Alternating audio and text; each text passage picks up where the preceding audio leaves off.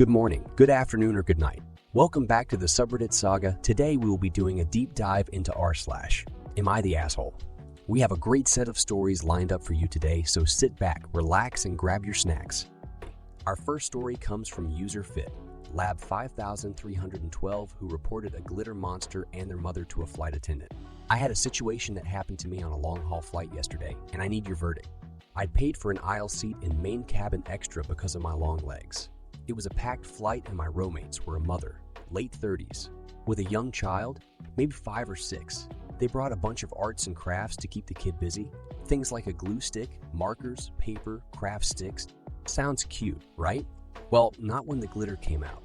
The child, let's call her Glitter Godzilla, Gog, was making a mess, and since she was in the middle seat, the glitter would spill over onto my side.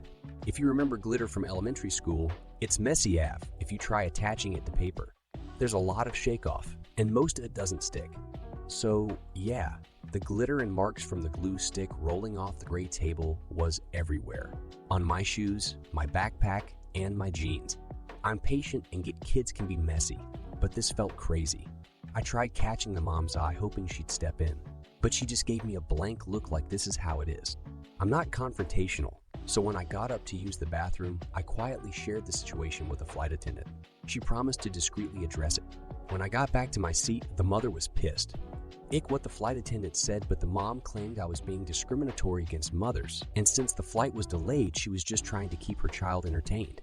Then she started raising her voice, accusing me of being a selfish man with no understanding of children. All this despite the fact that my lower half now looks bedazzled. There were no other seats available, so I was stuck the rest of the flight with this lady's verbal attacks. The flight attendants gave me looks of sympathy, but didn't want to step in. Of course, the mother gave me a final fuck you as we deplanned. I travel a lot, and this was the flight from hell. Not to mention it was pretty embarrassing in the airport. Not that I can blame people taking notice. Aida here.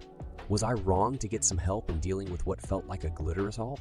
Should I have just sucked it up and became a human art project? Edit 1. Wow, I did not expect to wake to all these emails from Reddit. I'm working through comments but wanted to share a few more details. 1. You're clearly not a parent. Yes, that is correct, I am not.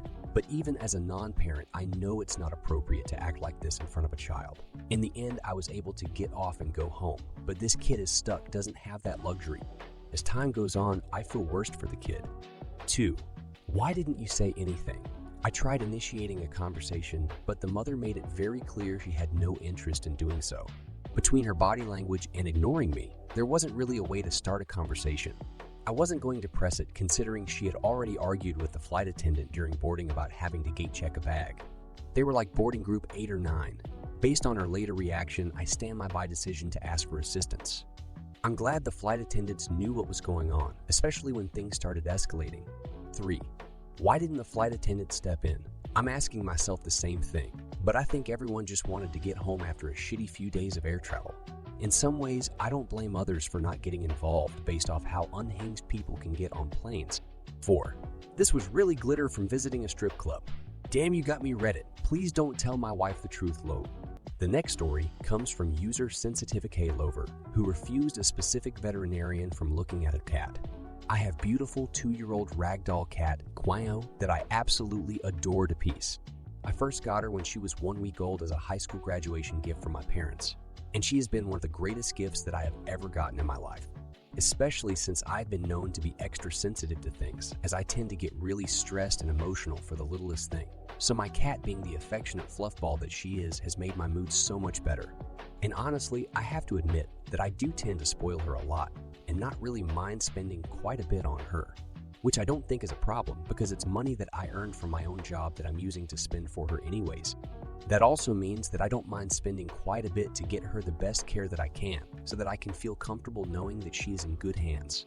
So here was the problem. Kimeo got sick and I was about to head to my normal veterinary when my mother told me that she knew a Chinese vet that her friends was good friends with that she recommended that I go to. Especially since my mother mentioned that she was tired of me spending too much money on those white doctors, and she wanted me to go to a doctor that would be cheaper. I was really hesitant at first and was stressing out because I didn't know who this person was. Didn't trust it so much since I believe that cheaper isn't always better. especially for pet care, and that I was worried about QAO as well. But my mother insisted that I could trust the vet and to give it a shot. So I did. And honestly, I think I may have overreacted here. When I went over to the veterinary that my mother recommended, I saw that my cat was curious about a bumblebee and was mewing and staring at it, which was so adorable. But when the vet came to check us in, I saw that same bumblebee fly on top of his clipboard and he crushed it with his pen. Like, jab his pen into the bee and even twisted the pen on the bee before flicking it off the board. And this horrified me, to the point that I was about to cry and feel like throwing up. I quickly excused myself, apologized, and told the vet that I need to go. And I sort of left in a hurry and decided to go to my normal veterinary instead, and got her everything that she needed when the doctor told me that she had a respiratory infection. Later, my mother caught wind of what happened with the Chinese vet, and when she asked me to clarify what happened, I told her what happened, and she was really angry at me. She was scolding me about how rude that I was to the Chinese vet, about how I made her a laughingstock among her friends, and told me that she was so tired of me being so overly sensitive about everything since I caused her a lot of trouble this time. I honestly feel really guilty about the whole thing, and I feel like I'm on the verge of crying now. Am I wrong, and did I really overreact? The last story comes from user StrongMouse5059, who refused to invite their dad to their husband's birthday dinner. Am I the asshole for not inviting my dad to my husband's birthday dinner so we could have one evening with just my in-laws? My husband's birthday is on Friday. His parents were scheduled to come visit 2 weeks ago. They live 10 hours away, but we had to reschedule because I had strep throat.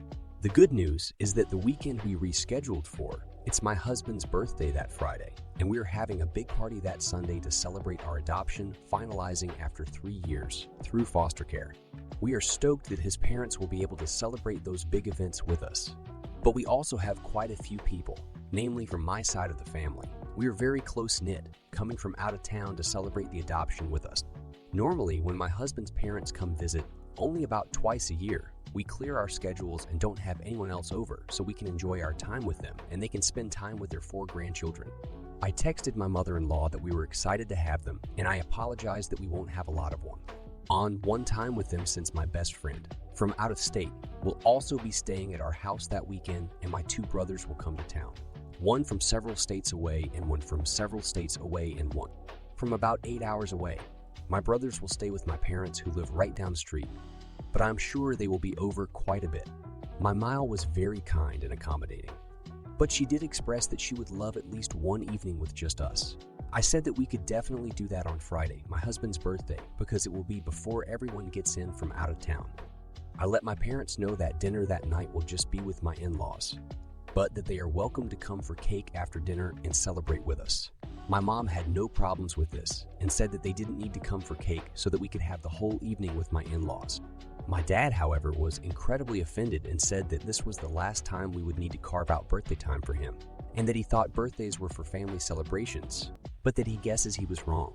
I reiterated that we would love to celebrate with them after dinner, and he said, pass. My dad is hurt that we are not inviting them to a birthday dinner. My parents do so much to help our family. They watch our kids and they're helping us build a bedroom onto our house. They are our rock of support in every way.